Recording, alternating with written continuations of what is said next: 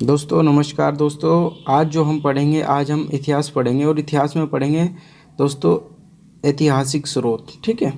तो दोस्तों हमारे जो इतिहास के स्रोत है वो है वेद, पुराण, स्मृतियाँ, बौद्ध स्रोत, जैन स्रोत, धर्मनिरपेक्ष स्रोत, विदेशी यात्रियों के जो द्वारा दिए गए स्रोत है वो। ठीक है दोस्तों। अब हम पढ़ते हैं दोस्तों वेद। वेद जो है वो चार है: ऋग्वेद, यजुर्वेद, सामवेद, अथर्ववेद। उसके बाद आता है पुराण। पुराणों की कुल संख्या 18 है दोस्तों। और 18 है दोस्तों। लेखक जो इसके हैं लोमहर्ष और उग्रश्रवा। दोस्तों जो पुराण लिखे हैं लोमहर्ष और उग्रश्रवा ने लिखे हैं। सबसे प्राचीन पुराण है मत्स्य पुराण।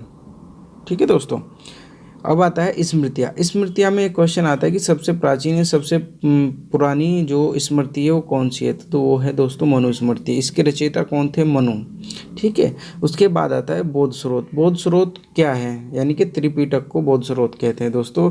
जो बौद्धों के ग्रंथ पाए गए हैं उसमें उस समय प्राचीन इतिहास की उल्लेख किया गया है। तो दोस्तों त्रिपिटक कौन कौन से है? सूत पिटक, विनय पिटक और अभिधम पिटक। दोस्तों जो सूत पिटक है उसमें बुद्ध की शिक्षाएं हैं। ठीक है, उसमें बुद्ध की शिक्षाएं हैं। उसके बाद आता है विनय पिटक। विनय पिटक में यानी कि जो संघ होता है बौद्ध धर्म जो अपनाएगा वो किन नियमों से उसका पालन करेगा, तो वो संघ के नियम किस में लिखे गए? विनय पिटक में। अब आता है अभिधम पिटक। अभिधम पिटक में बौद्ध दर्शन है और अभिधम पिटक में जातक है। जातक क्या होता है? जातक बुद्ध के पूर्व जन्म की कहानियां हैं इसमें। ठीक है दोस्तों। अब आता है जैन स्रोत। जैन स्रोत जो है वो है जैनों के जो मतलब हमें ग्रंथ मिले हैं वो। इनको आगम कहते हैं। जैन ग्रंथों को आगम कहते हैं। ये 12 अंगों में विभक्त हैं दोस्तों। एक आता है परिशिष्ट पर्व जिसके रचयिता है हेमचंद्र। ठीक है। ये पूछा जाता है परिशिष्ट पर्व किससे संबंधित पुस्तक है, किस धर्म से संबंधित ग्रंथ है, तो यह है जैन धर्म से। अब आता है कल्पसूत्र। ठीक है, तो कल्पसूत्र जैन धर्म का बहुत अच्छा संग्रह है। अगला आता है धर्मनिरपेक्ष स्रोत। ठीक है दोस्तों, ये है दोस्तों पहला हमारा अर्थशास्त्र पाया गया हमें। ये किसने लिखा था? चाणक्य, कौटिल्य, विष्णुगुप्त। ये तीनों नाम इसी के चाणक्य के। ठीक है। अर्थशास्त्र की जो रचना की वो चाणक्य, कौटिल्य या विष्णुगुप्त ने की। ठीक है। अगला आता है हमारे पास एक जो ग्रंथ मिला है वो है राजतरंगिणी। राजतरंगिणी में कल्हन के द्वारा लिखी गई है राजतरंगिणी और इसमें कश्मीर के इतिहास का उल्लेख है। ठीक है दोस्तों, किसके इतिहास का उल्लेख है पूछेगा क्वेश्चन में। राजतरंगिणी किस विषय पर है? यह है कश्मीर के इतिहास पर। अगला आता है अष्टाध्यायी। दोस्तों इसके रचयिता पाणिनि है। अष्टाध्यायी कौन है? इसके रचयिता पाणिनि है दोस्तों। अगला आता है महाभाष्य। महाभाष्य के रचयिता कौन है? पतंजलि। ठीक है, पतंजलि। अब आता है दोस्तों हमारा विदेशी स्रोत। दोस्तों विदेशी स्रोतों में क्या क्या आता है? दोस्तों हिस्टोरिका पुस्तक किसने लिखी? हेरोडोटस ने। इसमें हेरोडोटस को इतिहास का पिता कहा गया है इसलिए। ठीक है। हिस्टोरिका जो पुस्तक थी उसमें उसी पुस्तक से हमें इतिहास का ज्ञान होता है। उसी पुस्तक हमारी पहली पुस्तक ऐसी है जो विश्व मतलब वर्ल्ड लेवल पर जिससे मतलब हमें इतिहास की जो उत्पत्ति हुई है, इतिहास को जो समझा गया है जहाँ से, वो हिस्टोरिका पुस्तक से समझा गया है स्टार्टिंग से ना। और इसके जो राइटर थे हेरोडोटस, उनको इतिहास का पिता कहा गया है। अगली पुस्तक है इंडिका। दोस्तों क्वेश्चन आएगा इंडिका किसने लिखी? दोस्तों ये मेगास्थनीज ने लिखी। मेगास्थनीज चंद्रगुप्त मौर्य के दरबार में यूनानी राजदूत के रूप में आया था। ठीक है। अगला है भारत का भूगोल। ये किसने लिखा? ये लिखा दोस्तों टालमी ने। ठीक है।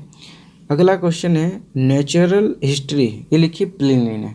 ठीक है दोस्तों, ये जो बुक्स है बहुत इंपॉर्टेंट है। हर बार क्वेश्चंस में पूछी जाती है, पेपर में पूछी जाती है क्वेश्चंस के रूप में। ठीक है। अगला है पेरिप्लस ऑफ द इरिथ्रियन सी। इसके जो राइटर है वो अज्ञात लेखक हैं। ठीक है। इससे भी हमें भारत के बारे में जानने में बहुत सहायता मिलती है। ठीक है। नेचुरल हिस्ट्री प्लिनी ने लिखी, हिस्टोरिका हेरोडोटस ने लिखी, इंडिका मेगास्थनीज ने लिखी, भारत का भूगोल टालमी ने लिखी।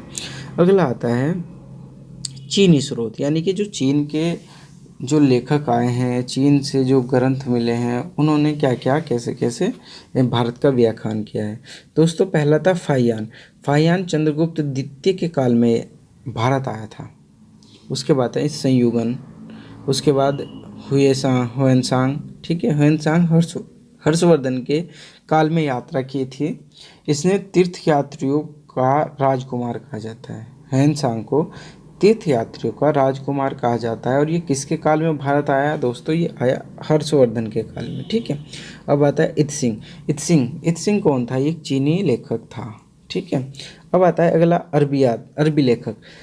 पहला है अलबरूनी। अलबरूनी ने लिखी थी हकीकत ए हिंद, किताबुल हिंद, ठीक है। इसको किताबुल हिंद भी कहते हैं, तहकीक ए हिंद भी कहते हैं दोस्तों। ये लिखी अलबरूनी ने। अगला आता है पुरातात्विक स्रोत, ठीक है दोस्तों। पुरातात्विक स्रोत में क्या क्या है, यानी कि जो पुरातत्व विभाग के आधार पर हम भारत को जान सकते हैं, उन्होंने किस किस चीज़ की, किस किस साक्ष्यों की खोज की है। तो दोस्तों पहला आता है बोरी महाराष्ट्र से प्राचीन मानव के साक्ष्य प्राप्त हुए हैं। बोरी क्षेत्र है महाराष्ट्र में, वहाँ से क्या हुआ? प्राचीन मानव के साक्ष्य प्राप्त हुए। दोस्तों अभिलेखों से हमें पता लगा है भारत के बारे में, भारत के इतिहास के बारे में। तो अभिलेख बोगाज कोई अभिलेख दोस्तों, ये आर्यों के भारत आने का सूचक है। जब आर्य भारत आए थे तो ये अभिलेख, इस अभिलेख में उल्लेख है उस चीज़ का। तो दोस्तों आर्य जो भारत आए थे वो कौन से दर्रे से आए थे दोस्तों? खैबर दर्रे से आए थे। दूसरा है प्रयाग प्रस्ति, ये है समुद्रगुप्त ने लिखी का अभिलेख है, ठीक है। उसके बाद आता है ऐहोल अभिलेख, ये पुलकेशिन द्वितीय का अभिलेख, ठीक है। तो दोस्तों बहुत महत्वपूर्ण है। उसके दोस्तों प्राचीन भारत जो है उसको किस आधार पर पढ़ सकते हैं दोस्तों? प्रागैतिहासिक काल, ठीक है। इसे ये मतलब भारत को जो प्राचीन भारत है उसको 3-4 कालों में बांटा गया है। प्रागैतिहासिक काल इनमें से एक है दोस्तों। इस काल का कोई लिखित साधन उपलब्ध नहीं है, कोई साक्ष्य नहीं मिलता। उसके बाद है भीमबेटका। भीमबेटका क्या है? भीमबेटका भोपाल के समीप स्थित एक पूरा पाषाण कालीन स्थल है दोस्तों। क्वेश्चन आएगा भीमबेटका किस प्रकार का स्थल है, ठीक है, या किस काल में पाया गया है दोस्तों? ये पूरा पाषाण काल में पाया गया है, ठीक है। ये चित्रित गुफाएं हैं इसके अंदर, यानी कि चित्र गुफाओं में चित्र बने हैं। फिर आता है आदमगढ़, ठीक है। आदमगढ़ कहाँ स्थित है? मध्य प्रदेश में। बागौर कहाँ स्थित है? राजस्थान में। तो पूछेगा कि आदमगढ़ जो है और वो बागौर जो है वो किस समय काल का साक्ष्य है दोस्तों? वो है मध्य पाषाणिक काल का, ठीक है। मध्य पाषाणिक स्थल बोला जाता है इनको। और दोस्तों यहाँ पे पशुपालन के प्राचीन साक्ष्य मिले। कहाँ पे मिले? क्वेश्चन आएगा सबसे पहले पशुपालन के प्राचीनतम साक्ष्य कहाँ मिले हैं? तो दोस्तों ये मिले हैं आदमगढ़ मध्य प्रदेश और बागौर राजस्थान में। अगला है दोस्तों बुर्जहोम एवं गुफ्फर खाल। दोस्तों बुर्जहोम और गुफ्फर खाल जो है ये कश्मीरी नवपाषाणिक स्थल है, यानी कि ये कश्मीर में पाया गया है दोस्तों बुर्जहोम। और ये क्या है? ये नवपाषाण काल के समय का साक्ष्य है दोस्तों, ठीक है। यहाँ क्या हुआ दोस्तों? यहाँ पे गर्तावास मिले, गड्ढे मिले, वह कुत्ते के दफनाने जाने के साक्ष्य हैं दोस्तों। कुत्तों को जो मर जाते थे उनको गड्ढों में दफनाया जाता था दोस्तों। अगला है चिरांग। ये स्थल मिला है बिहार में। ये भी नवपाषाणिक काल का स्थल है। यहाँ पे प्रचुर मात्रा में हड्डी के उपकरण मिले हैं दोस्तों। हड्डी जो मानव हड्डी होती थी या जानवरों की हड्डी होती थी उनके उपकरण मिले। अगला है दोस्तों पिकली हाल। ये कर्नाटक में स्थित है। पिकली हाल क्वेश्चन आएगा पिकली हाल कहाँ स्थित है? कर्नाटक में स्थित है। ये नवपाषाणिक काल का स्थल है, ठीक है दोस्तों। यहाँ पे राख के ढेर मिले हैं। यहाँ पे क्या मिला है? राख के ढेर। उसके बाद है दोस्तों हमारा मेहरगढ़। मेहरगढ़ जो आया है, मेहरगढ़ कहाँ स्थित है? बलूचिस्तान में स्थित है। ये नवपाषाणिक काल स्थल है, ठीक है। यहाँ पे कृषि व कच्चे घरों के साक्ष्य प्राप्त हुए हैं दोस्तों। क्वेश्चन आएगा कृषि व कच्चे घरों के साक्ष्य सर्वप्रथम कहाँ प्राप्त हुए? ये मिले हैं दोस्तों मेहरगढ़ में, बलूचिस्तान स्थित नवपाषाणिक काल का जो साक्ष्य है दोस्तों। अब आता है हमारा सिंधु सभ्यता। दोस्तों सिंधु सभ्यता का जो काल है वो 2350 ईसा पूर्व से 1750 ईसा पूर्व तक माना गया है, ठीक है दोस्तों। इसके जो खोजकर्ता थे वो दयाराम साहनी थे। सिंधु सभ्यता में 6 बड़े नगर हैं। पहला है मोहनजोदड़ो, हड़प्पा, गणेरीवाली, धोलावीरा और राखीगढ़ी और कालीबंगा। दोस्तों ये 6 बड़े नगर थे। ठीक है, इसके साथ साथ छोटे नगर भी थे। दोस्तों अब आता है बंदरगाह नगर। दोस्तों क्वेश्चन आएगा कि लोथल, बालाकोट, सुतकहो, इनमें से कौन सा स्थल बंदरगाह है। ठीक है दोस्तों, लोथल क्या था, एक बंदरगाह था जहाँ प्राचीन सिंधु सभ्यता के समय क्या होता था, बंदरगाह था, यहाँ से माल की आवाजाही की जाती थी। सुतकोतदा ये कहाँ स्थित थी, गुजरात में, ये भी एक बंदरगाह था। बालाकोट ये भी बंदरगाह था। सुतकांगेडोर ये बंदरगाह था। सुतकाकोह ये पाकिस्तान में स्थित है, ये भी बंदरगाह था। आगे आता है दोस्तों, सिंधु सभ्यता में जो हमें वस्तुएं प्राप्त हुई है कौन कौन सी है। कांसे की नर्तकी कहाँ से मिली है, ये मिली है मोहनजोदड़ो से, अर्थात कांसे की एक मूर्ति मिली है नृत्य करते, वो कहाँ से मिली है, मोहनजोदड़ो से। फिर जुते हुए खेत कहाँ से मिले हैं, ये मिले हैं कालीबंगा से। यज्ञ वेदी, ठीक है, ये कहाँ मिली, लोथल और कालीबंगा से। ठीक है दोस्तों, यज्ञ वेदी जो यज्ञ करते थे, जिसमें हम आपने देखा होगा राजा महाराजा लोग एक यज्ञशाला वो बनाते थे, हवन कुंड बोलते हैं यज्ञ वेदी को। घोड़े के अवशेष कहाँ मिले हैं, ये मिले सुरकोतदा में। ठीक है दोस्तों, कालीबंगा में, लोथल में, 3 जगह से मिले हैं, सुरकोतदा, कालीबंगा और लोथल। ठीक है दोस्तों, आगे आता है माप की इकाई। दोस्तों सिंधु सभ्यता या हड़प्पा काल में जो माप की इकाई थी वो क्या थी, वो 16 के अनुपात में थी। ठीक है, 16 मानक पर आधारित थी। आगे आता है दोस्तों मेलुहा। ठीक है दोस्तों, मेलुहा जो था हमारा, मेलुहा एक स्थल है। मेलुहा क्या है, मेसोपोटामिया लेखों में वर्णित सिंधु सभ्यता का नाम है। दोस्तों मेसोपोटामिया की जो सभ्यता है वहाँ से लेख प्राप्त हुए हैं, उन लेखों में सिंधु सभ्यता को मेलुहा कहा गया है। दोस्तों अगला है अन्नागार मोहनजोदड़ो। ठीक है दोस्तों, अन्नागार मोहनजोदड़ो। सिंधु सभ्यता की सबसे बड़ी इमारत कौन सी है दोस्तों, सिंधु सभ्यता की सबसे बड़ी इमारत है अन्नागार। ठीक है, अन्नागार यानी कि अन्न रखने का एक घर है, वो मोहनजोदड़ो में स्थित है। ठीक है, अगला है एक श्रृंगी बेल। ठीक है, सिंधु सभ्यता में एक श्रृंगी बेल को बहुत अच्छा माना जाता था। ये मोहरों पर सर्वाधिक प्रयुक्त चिन्ह है। ठीक है, एक श्रृंगी बेल का जो क्वेश्चन आएगा कि एक श्रृंगी बेल किन चिन्हों, जो चिन्ह थे वो किस चीज़ों पर देखे गए, ये मोहरों पर देखे गए। अगला आता है पशुपति शिव। दोस्तों मोहनजोदड़ो से प्राप्त मुद्रा पर अंकित था पशुपति शिव। ठीक है, अब देखते हैं दोस्तों महत्वपूर्ण स्थल। दोस्तों महत्वपूर्ण स्थल में हड़प्पा सभ्यता, इसकी खोज जो की गई 1921 में की गई दयाराम साहनी द्वारा, और ये रावी नदी पर। दोस्तों आपसे स्थल पूछ लेगा और वो किस नदी के किनारे, हड़प्पा किस नदी के किनारे, रावी नदी पे। ठीक है, मोहनजोदड़ो। ठीक है दोस्तों, ये 1922 में खोजा गया बनर्जी के द्वारा, ये सिंधु नदी के किनारे है। चन्हुदड़ो ये 1931 में खोजा गया मजूमदार के द्वारा, ये भी सिंधु नदी के द्वारा किनारे हैं। कालीबंगा ये 1953 में खोजा गया एक घोष के द्वारा, ये घग्गर नदी के किनारे है। लोथल 1955 में खोजा गया SR राव के द्वारा, ये भोगवा नदी के किनारे हैं।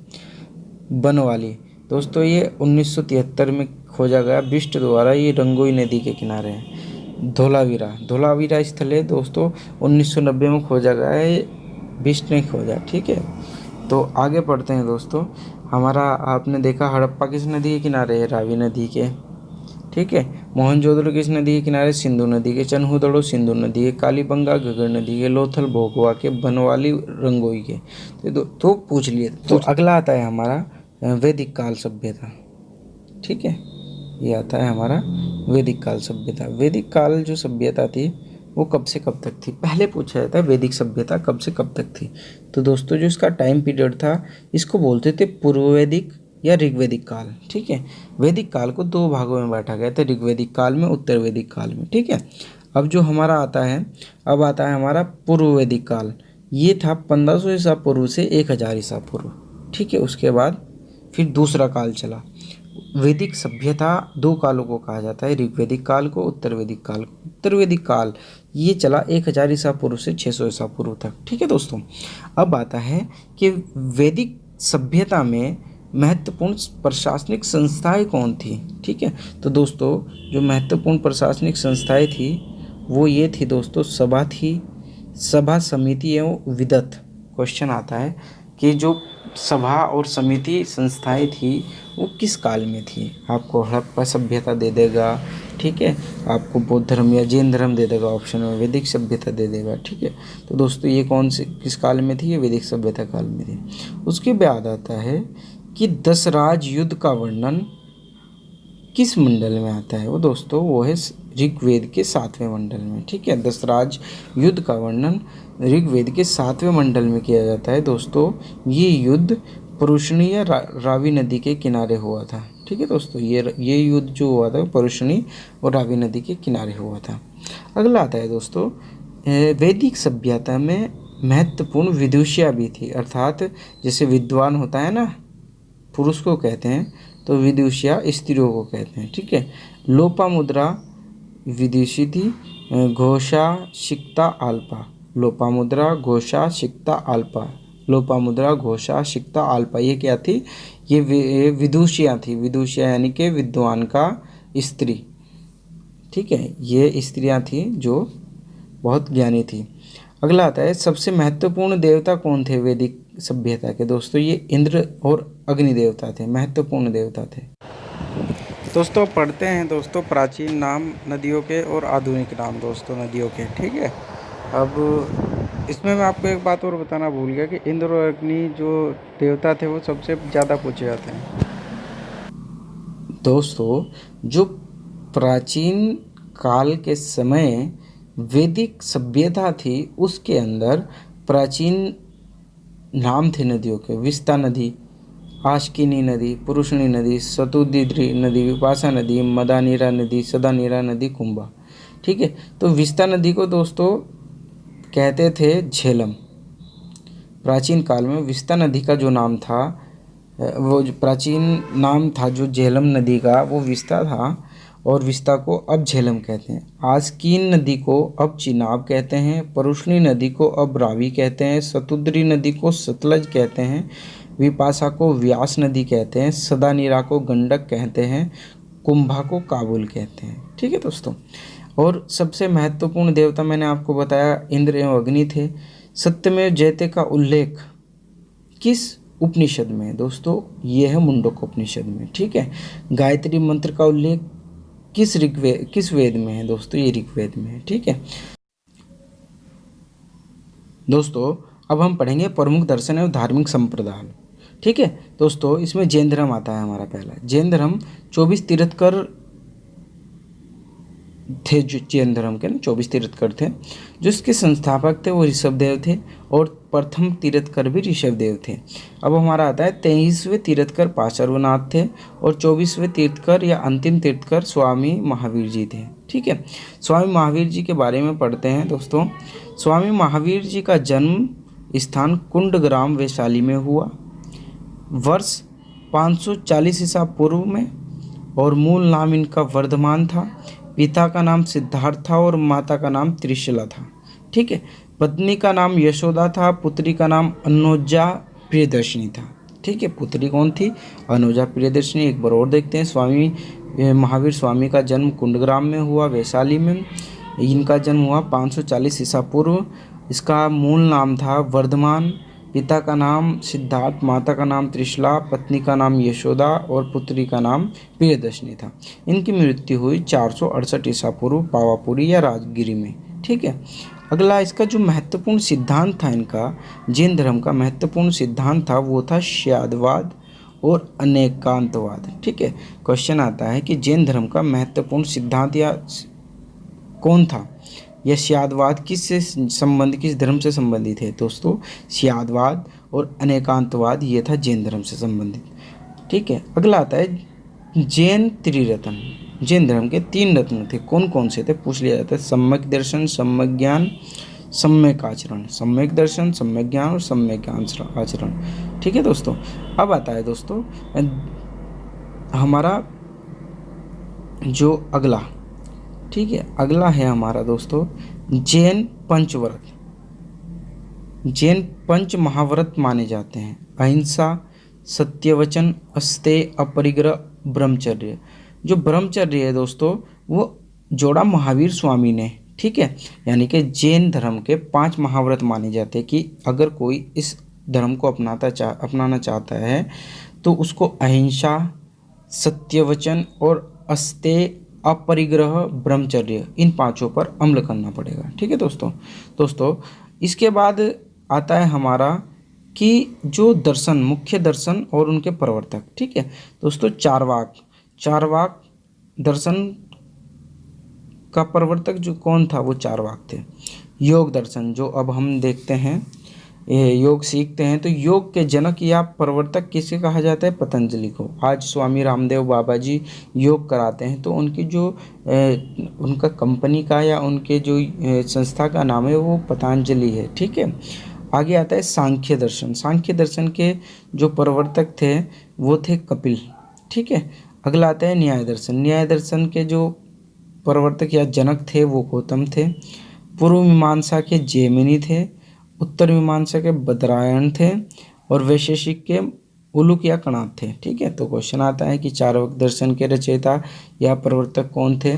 दोस्तों जो दर्शन है वो एक तरीके से एक अलग, एक यूनिक ज्ञान की बात करते हैं। एक अलग ही उनका कुछ नया टॉपिक होता है। जैसे इसमें न्याय है। ठीक है। न्याय में क्या पढ़ाएंगे हमें? योग में योग सीख योग के बारे में, उससे संबंधित बीमारियां कौन कौन सी ठीक होती है उनके बारे में था। ये न्याय है। न्याय के जो प्रवर्तक थे वो गौतम थे। ठीक है। अब बात पढ़ेंगे हम दोस्तों बौद्ध धर्म। ठीक है।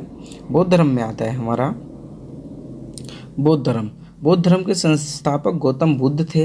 इनका जन्म स्थान लुम्बिनी या कपिलवस्तु नेपाल में हुआ। इनका 563 ईसा पूर्व में जन्म हुआ और मूल नाम इनका सिद्धार्थ था। पिता का नाम शुद्धोधन था, माता का नाम माया देवी था, पत्नी यशोदा थी, पुत्र राहुल था। मृत्यु हुई इनकी कुशीनारा में। ठीक है दोस्तों, कुशीनारा में या कुशीनगर में। ठीक है दोस्तों, कुशीनारा। तो एक बार हम देखते हैं कि जो गौतम बुद्ध थे उनका जन्म कहाँ हुआ? लुम्बिनी में हुआ। कपिलवस्तु कहते हैं नेपाल में 563 ईसा पूर्व में हुआ था। इनका मूल नाम सिद्धार्थ था। पिता का नाम शुद्धोधन, माता का नाम माया देवी, पत्नी यशोधरा और पुत्र था राहुल। मृत्यु हुई इनकी कुशीनारा में। अगला आता है हमारा दोस्तों कि बुद्ध को ज्ञान प्राप्ति बोध गया में हुई। प्रथम उपदेश सारनाथ में दिया। सर्वाधिक उपदेश जो दिए वो श्रावस्ती में दिए। ठीक है। बहुत इंपॉर्टेंट क्वेश्चन है तीनों कि बुद्ध का जो ज्ञान प्राप्ति हुई वो बोध गया में हुई। प्रथम उपदेश जो दिया सारनाथ में दिया। सर्वाधिक उपदेश जो दिए वो श्रावस्ती में दिए। दोस्तों बौद्ध के भी जैसे जैन त्रिरत्न थे उसी प्रकार बौद्ध के भी त्रिरत्न है। बौद्ध, धम्म और संघ। बौद्ध, धम्म, संगम। ठीक है, याद रखना। ठीक है। अब आता है बौद्ध संगतियाँ यानी कि सम्मेलन। ठीक है। बौद्ध संगतियाँ और सम्मेलन कहाँ कहाँ कैसे कैसे हुए? दोस्तों बौद्ध का जो प्रथम सम्मेलन या प्रथम संगति थी वो 483 ईसा पूर्व राजगृह में हुई, जिसके अध्यक्ष महाकश्यप थे। और किसके शासनकाल में हुई प्रथम बौद्ध संगति? अजातशत्रु के। दूसरी हुई दोस्तों 383 ईसा पूर्व, ये वैशाली में हुई। ये अध्यक्ष था सबाकामी और किसके शासनकाल में हुई? कालाशोक के। ठीक है। किसके शासनकाल में द्वितीय संगति हुई थी? वो कालाशोक के शासनकाल में हुई थी। तृतीय संगति हुई दोस्तों इनकी 255 ईसा पूर्व। 255 ईसा पूर्व ये पाटलिपुत्र में हुई। इसका जो अध्यक्ष था मुगलिपुत्र तीस था, अशोक के शासनकाल में हुई। और दोस्तों अगले आता है चतुर्थ बौद्ध संगति हुई प्रथम शती में हुई, प्रथम शताब्दी में। और इसके कुंडलवन में हुई दोस्तों। ये वसुमित्र या अश्वघोष इसके अध्यक्ष थे और कनिष्क के काल में हुई। कहाँ हुई? कश्मीर में हुई, कुंडलवन में हुई और कनिष्क के शासनकाल में हुई। अब आता है दोस्तों हमारा शैव धर्म। दोस्तों शैव धर्म में 4 संप्रदाय थे। पहला पाशुपत, कापालिक, कालामुख, लिंगायत। शैव धर्म में 4 संप्रदाय थे। पाशुपत, कापालिक, कालामुख और लिंगायत। ठीक है। ये शिव को मानते थे दोस्तों। पाशुपत संप्रदाय के जो संस्थापक थे वो लकुलिश थे। पाशुपत या पशुपति संप्रदाय के जो संस्थापक थे लकुलिश थे। लिंगायत या जंगम संप्रदाय के संस्थापक अल्लभ प्रभु और वासव थे। ठीक है दोस्तों, लिंगायत को जंगम संप्रदाय भी कहते हैं। लिंगायत जंगम संप्रदाय के संस्थापक अल्लभ प्रभु और वासव थे। अगला आता है दोस्तों वैष्णव धर्म। प्रारंभिक जानकारी उपनिषद से प्राप्त होती है। ठीक है, कृष्ण का प्रथम उल्लेख छांदोग्य उपनिषद में है, यानी कि कृष्ण भगवान का जो प्रथम उल्लेख होता है वो कहाँ है दोस्तों, वो छांदोग्य उपनिषद में है। अब पढ़ते हैं दोस्तों प्रमुख वैष्णव संप्रदाय। दोस्तों अब आता है हमारा वैष्णव संप्रदाय का जो मत था वो दिया। मत क्या था वैष्णव संप्रदाय का, ये था विशिष्ट द्वैतवाद के जो संस्थापक थे, जो इनको संप्रदाय के जो आचार्य थे वो थे रामानुज। ठीक है, विशिष्ट द्वैतवाद के आचार्य या संस्थापक या प्रवर्तक कौन थे, रामानुज। अगला आता है ब्रह्म संप्रदाय का जो मत था वो द्वैत था और इसके आचार्य थे आनंद तीर्थ। उससे अगला आता है रुद्र संप्रदाय का जो मत था शुद्धाद्वैत था और इसके जो आचार्य थे वल्लभाचार्य थे। फिर आता है सनक संप्रदाय का जो मत था द्वैतवाद था और ये जो आचार्य थे ये निम्बकाचार्य थे इसके। ठीक है दोस्तों, ये कौन थे, निम्बकाचार्य। अगला आता है अन्य संप्रदाय। दोस्तों आजीवक संप्रदाय के जो संस्थापक थे मखली पुत्र गौशाला थे। फिर आता है घोर अक्रियावादी जो संप्रदाय था उसका कौन था, पूर्ण कश्यप। ठीक है दोस्तों, घोर अक्रियावादी संप्रदाय का जो संस्थापक था पूर्ण कश्यप था। फिर आता है हमारा यदृच्छायावाद के जो संस्थापक थे, यदृच्छायावाद के जो संस्थापक थे आचार्य अजीत थे। भौतिकवादी ये थे पकुद कच्चायन। अनिश्चयवादी संजय वैठलीपुत्र। दोस्तों ये हमारा कंप्लीट होता है।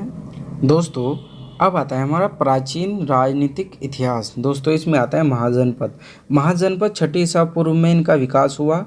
16 महाजनपदों का विकास जो माना जाता है 6ठी ईसा पूर्व में माना जाता है। ठीक है, इनकी जानकारी जैन ग्रंथ भगवती सूत्र से मिलती है। बौद्ध ग्रंथ अंगुत्तर निकाय में इनका उल्लेख है। ठीक है दोस्तों, अब आता है मगध महाजनपद। दोस्तों इसका सबसे प्राचीन जो सबसे पहला शासक था वो था जो राजवंश था वो था हर्यक वंश। ठीक है, हर्यक वंश मगध का पहला राजवंश था। इसके संस्थापक बिंबिसार थे। यहाँ की राजधानी राजगृह थी। ठीक है, इसके जो राजवेद थे वो जीवक थे। ठीक है, उसके बाद अजातशत्रु ने शासन गद्दी हथियाने के लिए बिंबिसार की हत्या कर दी। ठीक है, उसके बाद आता है पाटलिपुत्र की स्थापना किसने की। दोस्तों ये उदयन ने की पाटलिपुत्र की स्थापना। और जो इसके हर्यक वंश के अंतिम शासक थे वो नागदशक थे। ठीक है दोस्तों, हर्यक वंश के अंतिम शासक कौन थे, नागदशक थे। अब आता है शिशुनाग वंश के संस्थापक शिशुनाग थे। इसकी राजधानी पाटलिपुत्र थी। इसका उत्तराधिकारी जो था वो कालाशोक था और कालाशोक ने राजधानी वैशाली बनाई। ठीक है, कालाशोक ने राजधानी वैशाली बनाई। दोस्तों अगला आता है नंदवंश से ही बड़ा ही इंटरेस्टिंग हो जाता है चैप्टर। नंदवंश के संस्थापक महापद्म नंद थे। ठीक है, इसके उत्तराधिकारी घनानंद थे। सिकंदर का जो समकालीन था घनानंद। ठीक है दोस्तों, घनानंद कौन था, सिकंदर का समकालीन था। अगला आता है मौर्य वंश का जो संस्थापक था वो चंद्रगुप्त मौर्य था। कौटिल्य की सहायता से घनानंद को हराकर उसने अपने मौर्य वंश की स्थापना की। दोस्तों उसके बाद आता है चंद्रगुप्त मौर्य वंश का एक अच्छा शासक था। ठीक है दोस्तों, 305 ईसा पूर्व में सेल्यूकस निकेटर को हराया इसने। मेगास्थनीज यूनानी राजदूत था जो। ठीक है, 305 ईसा पूर्व में चंद्रगुप्त ने सेल्यूकस निकेटर को हराया जो मेगास्थनीज यूनानी राजदूत था। ठीक है, उसके बाद आता है दोस्तों मौर्य वंश का शासक बिंदुसार डायमेकस यूनानी राजदूत। ठीक है, डायमेकस यूनानी राजदूत को हराया बिंदुसार ने। ठीक है, उसके बाद अशोक आता है। अशोक जो आता है इसका राज्यारोहण के समय आवर्त का राज्यपाल था। ठीक है दोस्तों। अशोक जो था राज्यारोहण के समय अर्थात जब इसका राज्याभिषेक किया गया तो दोस्तों ये अवंती का राज्यपाल था। अशोक का नाम का उल्लेख मास्की व गुर्जराभिलेख से है। ठीक है दोस्तों, अशोक का जो नाम का उल्लेख मिलता है वो अशोक के किस शिलालेख में मिलता है या किस अभिलेख में मिलता है दोस्तों? वो मास्की व गुर्जराभिलेख में मिलता है। देवानाम प्रियदर्शी की उपाधि अशोक को मिली। कलिंग युद्ध एवं धम्म नीति का प्रचार किया। ठीक है दोस्तों, कलिंग युद्ध जो था, कलिंग युद्ध के बाद इसने हथियारों को छोड़ दिया और धम्म की नीति अपनाई। ठीक है दोस्तों, उसके बाद आता है बृहद्रथ। बृहद्रथ अंतिम मौर्य शासक था। पुष्यमित्र शुंग द्वारा हराया गया और शुंग वंश की स्थापना की गई। दोस्तों अब आता है हमारा विदेशी आक्रमणकर्ता। ठीक है, विदेशी आक्रमण का क्रम। ठीक है, विदेशियों के जो आक्रमण था उनका क्रम। तो दोस्तों विदेशी आक्रमण हुए जो भारत, पहला हुआ हिंद यूनानी आक्रमण, उसके बाद शकों ने आक्रमण किया, फिर उसके बाद पल्लव ने आक्रमण किया, फिर कुषाण ने आक्रमण किया। ठीक है, 4 शक्तियाँ थी जिन्होंने भारत पर आक्रमण किया। दोस्तों अब आता है गुप्त वंश। गुप्त वंश के संस्थापक श्रीगुप्त थे। उसके बाद इन्होंने राजधानी इसकी बनाई पाटलिपुत्र। गुप्त वंश का चंद्रगुप्त प्रथम शासक था। ठीक है, वास्तविक संस्थापक चंद्रगुप्त प्रथम को ही माना जाता है। इसको महाराजाधिराज की उपाधि प्राप्त थी। अगला आता है समुद्रगुप्त। समुद्रगुप्त ने अश्वमेध यज्ञ कराया। ये संगीत प्रेमी था। भारत का नेपोलियन भी समुद्रगुप्त को कहा जाता है। भारत का नेपोलियन भी समुद्रगुप्त को कहा जाता है। अब आता है स्कंदगुप्त। दोस्तों स्कंदगुप्त हुणों को हराया। स्कंदगुप्त ने सुदर्शन झील का पुनरुद्धार यानी कि रिपेयरिंग कराई। क्वेश्चन आता है सुदर्शन झील का जो रिपेयरिंग थी या पुनरुद्धार था वो किसने कराया? स्कंदगुप्त ने। ठीक है, फिर आता है भानुगुप्त। ये अंतिम गुप्त शासक था। इसने एरन अभिलेख से सती प्रथा का साक्ष्य पाया जाता है। ठीक है, इसके एरन अभिलेख से सती प्रथा का साक्ष्य पाया जाता है। एरन अभिलेख किसके काल में लिखा गया? वो लिखा गया भानुगुप्त के। ठीक है, अब आता है दोस्तों हमारा पीयूषभूति वंश। पीयूषभूति वंश ये है दोस्तों, इसके संस्थापक थे नरवर्धन। ठीक है, पीयूषभूति वंश के संस्थापक थे नरवर्धन। अब आता है हर्षवर्धन। पुष्यभूति वंश का जो शासक था, सर्वश्रेष्ठ शासक माना जाता है, हर्षवर्धन था। उत्तर भारत का अंतिम हिंदू सम्राट हर्षवर्धन था। बाणभट्ट हैनसांग को संरक्षण किसने दिया? हर्षवर्धन ने दिया। ठीक है, और अन्य नाम भी थे इनके, शीलादित्य, और अनेक उपाधियां भी मिली हुई थी। दोस्तों अब आता है हमारे दक्षिण भारतीय राजवंश, यानी कि उस समय में प्राचीन राजनीतिक जो शक्तियाँ थी उसी के अंदर हम पढ़ रहे हैं दक्षिण भारत के राजवंश। दोस्तों पल्लव वंश, इसके संस्थापक सिंह विष्णु थे जिन्होंने राजधानी कांचीपुरम में बनाई। नरसिंह वर्मन प्रथम, ये वातापी कोड़ा की उपाधि मिली इन्हें। नरसिंह वर्मन को वातापी कोड़ा भी कहा जाता था। इन्होंने महाबलीपुरम में रथ मंदिर का निर्माण कराया। नरसिंह वर्मन ने प्रथम ने। ठीक है, नरसिंह वर्मन द्वितीय, इन्होंने कैलाशनाथ मंदिर कांची का निर्माण कराया। सौर मंदिर का निर्माण कराया महाबलीपुरम में। ठीक है, राष्ट्रकूट वंश के संस्थापक दंतीदुर्ग थे। राजधानी मान्याखेत थी। राष्ट्रकूट वंश के जो कृष्ण प्रथम शासक थे इन्होंने कैलाश मंदिर का निर्माण कराया। जो एलोरा की गुफा है उसके अंदर कैलाश मंदिर है। गुफा का सबसे बड़ा मंदिर है कैलाश मंदिर। ठीक है, इसकी स्थापना किसने की? इसका निर्माण किसने किया? ये किया राष्ट्रकूट वंशों ने, कृष्ण प्रथम ने। अब आता है हमारा चालुक्य वंश। ठीक है, चालुक्य वंश की 2 शाखाएं थी, चालुक्य वंश कल्याणी और चालुक्य वंश वातापी। ठीक है, चालुक्य वंश कल्याणी के संस्थापक थे तेलप द्वितीय, जिसकी राजधानी मान्याखेत थी। और चालुक्य वंश वातापी के जो संस्थापक थे ये जयसिंह थे, जिसकी राजधानी वातापी थी। ठीक है दोस्तों, अब आता है हमारा पुलकेशिन द्वितीय। पुलकेशिन द्वितीय जो था वो चालुक्य वंश वातापी का ही शासक था। पुलकेशिन द्वितीय, इसने हर्षवर्धन को हराया था। चालुक्य वंश की जो तीसरी शाखा थी वो वेंगी में थी। ठीक है, इसके संस्थापक विष्णुवर्धन थे। इसकी राजधानी वेंगी थी। अब आता है हमारा चोल वंश। इसके चोल वंश के संस्थापक थे विजयालय। इसकी राजधानी तंजौर थी। इसके जो शासक थे राजराज प्रथम, उन्होंने उत्तरी श्रीलंका पर विजय प्राप्त की। राजराजेश्वर मंदिर की स्थापना की तंजौर में। दूसरा है राजेंद्र प्रथम, पूरे श्रीलंका या दक्षिण पूर्व एशिया पर विजय प्राप्त करने वाला अकेला मात्र शासक था। दक्षिण पूर्व एशिया पर विजय प्राप्त करने वाला अकेला मात्र शासक था राजेंद्र प्रथम। इसने गंगेया कोंड चोल की उपाधि ली, गंगेया चौंड कोल की उपाधि ली। अब आता है दोस्तों हमारा यादव वंश। यादव वंश के संस्थापक थे बिल्लभ पंचम, बिल्लभ पंचम या बिल्लम फाइव। इसकी जो राजधानी थी यादव वंश की वो थी देवगिरी। ठीक है दोस्तों। अब आता है हौशल वंश। हौशल वंश इसके संस्थापक थे विष्णुवर्धन। राजधानी थी द्वार समुद्र या हलेविडे। ठीक है, द्वार समुद्र या हलेविड। ठीक है। अब आता है दोस्तों काकतीय वंश। इसके संस्थापक थे वीटा प्रथम। राजधानी थी अमरकोंड। अब आता है दोस्तों प्राचीन भारत में राजपूत राजवंश। ठीक है। गुज्जर प्रतिहार वंश। दोस्तों गुज्जर प्रतिहार जो वंश था इसके संस्थापक थे दोस्तों हमारे नागभट्ट। इसकी राजधानी थी कन्नौज में। मिहिर भोज सबसे महान शासक था या राजा था गुज्जर प्रतिहार वंश का।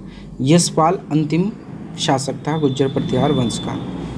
गढ़वाल वंश इसके संस्थापक चंद्रदेव थे। राजधानी वाराणसी थी। ठीक है। जयचंद्र चंदावर के युद्ध में मोहम्मद गोरी द्वारा पराजित हुआ था। ठीक है। चंदावर का जो युद्ध हुआ था वो जयचंद के साथ हुआ था। जयचंद गढ़वाल वंश का शासक था। ठीक है दोस्तों। अब आता है चौहान वंश। चौहान वंश का संस्थापक वासुदेव था और इसकी राजधानी अहिच्छत्र थी। ठीक है। उसके बाद आता है पृथ्वीराज चौहान। पृथ्वीराज चौहान तराइन के प्रथम युद्ध में मोहम्मद गोरी को हराया। पृथ्वीराज चौहान ने तराइन के द्वितीय युद्ध में मोहम्मद गोरी से पराजित हुआ पृथ्वीराज चौहान। अब आता है हमारा परमार वंश। परमार वंश के जो संस्थापक थे दोस्तों वो थे उपेंद्र। राजधानी धारानगरी या उज्जैन थी। इसके राजा भोज थे जिन्होंने भोपाल या भोजपाल नगर की स्थापना की जो मध्य प्रदेश में स्थित है। अब राजा भोज जो थे परमार वंश के थे, उन्होंने भोपाल नगर की स्थापना की थी। चंदेल वंश। चंदेल वंश के संस्थापक थे नन्नुक। राजधानी थी खजुराहो कालिंजर। खजुराहो के मंदिरों का निर्माण कराया चंदेल वंश के शासकों ने। ठीक है दोस्तों।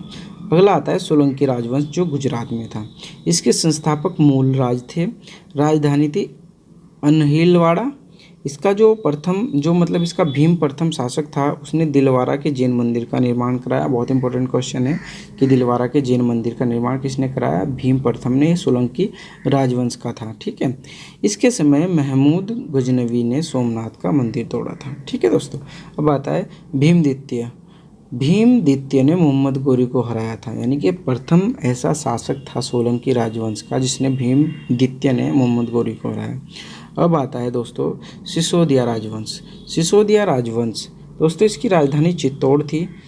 राणा कुंभा। दोस्तों राणा कुंभा चित्तौड़ में विजय स्तंभ का निर्माण कराया था। राणा सांगा ने इब्राहिम लोदी को हराया और बाबर से खानवा के युद्ध में हार गया था। ठीक है दोस्तों। अब दोस्तों पढ़ते सीमावर्ती राजवंश, अर्थात प्राचीन इतिहास में प्राचीन भारत के में सीमावर्ती राजवंशों के बारे में पढ़ेंगे दोस्तों। अब इसमें है हमारा पाल वंश पहला। ठीक है दोस्तों। पाल वंश के जो था वो था हमारा पाल वंश बंगाल में। इसके संस्थापक गोपाल थे। राजधानी मुंगेर थी। गोपाल ने ओदंतपुरी में विश्वविद्यालय की स्थापना कराई थी। ठीक है। धर्मपाल ने विक्रमशिला विश्वविद्यालय की स्थापना कराई थी। ठीक है दोस्तों। अब आता है सेन वंश। सेन वंश बंगाल में स्थित था और इसके संस्थापक सामंत सेन थे। राजधानी नादिया लखनौती थी। लक्ष्मण सेन बंगाल का अंतिम हिंदू शासक था। ठीक है। अगला आता है काश्मीरी राजवंश। काश्मीरी राजवंश में काकोट वंश, उत्पल वंश और लाहर वंश स्थित थे। ठीक है। हर्ष जो शासक था लोहार वंश का प्रमुख शासक था और इसने कलहण को संरक्षण दी थी। ठीक है। अगला आता है कामरूप का वर्मन वंश। कामरूप का वर्मन वंश के संस्थापक पुष्य वर्मन थे। राजधानी थी प्राग ज्योतिषपुर, गुवाहाटी में स्थित था दोस्तों। ठीक है। कामरूप का वर्मन वंश कहाँ स्थित था? गुवाहाटी में स्थित था और पुष्य वर्मन इसके संस्थापक थे और इसकी राजधानी थी दोस्तों प्राग ज्योतिषपुर। अब आता है दोस्तों भास्कर वर्मन हर्ष के समकालीन था, यानी कि इसके समकालीन था भास्कर। हिंदुशाही जो राजवंश था इसकी राजधानी उदय भोजपुर थी। ठीक है। यानी कि हिंदुशाही जो राजवंश था उसके राजा जयपाल और अदंतपाल थे जिनको गजनवी ने अपने पहले युद्ध में हराया था। ठीक है दोस्तों।